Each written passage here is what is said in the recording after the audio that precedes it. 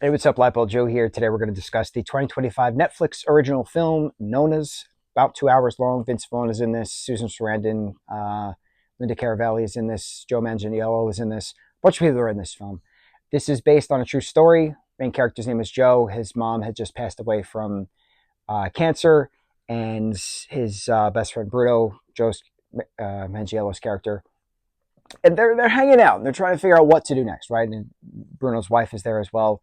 Um, so Joe he works at the NTA, like bus depot and like mechanic stuff, and he decides after a trip to a farmer's market on Staten Island that he's going to buy a restaurant there and make it into this restaurant because he himself has been starting to really appreciate the aspect of cooking. Like he's always been around food. He's always loved food all his life, but he wants to create an environment for others where it's a home type of sense, where you have, your grandmother's cooking, and he's only going to hire grandmothers. He's only going to hire nonnas to be the cooks.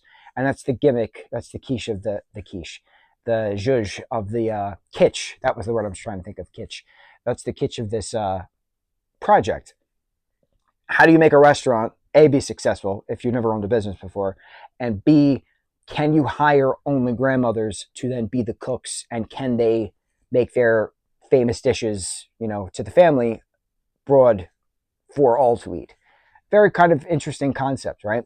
The main character, Joe, is based on this real life person, Joe, who did the same type of aspect based on his story. And I remember hearing it in the news at one point too. And he himself, that actual human, was in a few different scenes at the end. So I thought that was pretty neat. This film is really cool, especially in the beginning too, because it's a lot of Joe as a kid, so like 80s, experiencing the massive, Brooklyn Italian family dinner on a Sunday. Grandmother's cooking in the kitchen, mopping the sauce off the plate with the bread, stuff like that. And I watched this with my mom. She's from Brooklyn, Queens. My dad is from Brooklyn, Queens as well.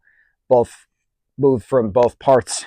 One started in Queens, one moved to Brooklyn, one started in Brooklyn, one moved to Queens. They eventually moved farther east on the island as they traveled. But it was a good sense of nostalgia for my mom as we watched it. She was saying, oh, that's how I grew up, and we did this, and now I remember us dancing like that, and stuff like that. So I have nostalgia by proxy. I didn't grow up that way. She grew up that way. So it's a neat type of food experience. This felt very, very similar to The Bear in certain aspects, specifically because the kitsch that The Bear has, the zhuzh, the niche, I don't know what the proper term is. I want to say kitsch, of how they film certain shots of food being prepared and then like plated. They did a lot of that in this film too. So like you're salivating, you're like, oh my God, I want to eat that type of thing. It's smart. It's smart how they do it. A lot of wonderful conversations in this film as well. What happens next? It's never too late, etc., etc. Can this business thrive if nobody's coming? How do you, hold true to yourself as well as those around you who are supporting you? This wonderful 1950s car that Joe's character of Bruno is cleaning up and then having to sell to finance his construction crew to help build the restaurant. There was a lot of wonderful, heartfelt moments throughout this as well. But you're just hungry the entire time you're watching this.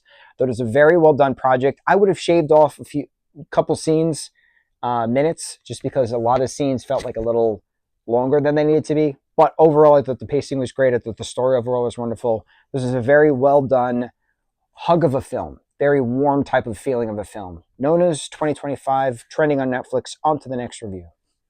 Mahalo.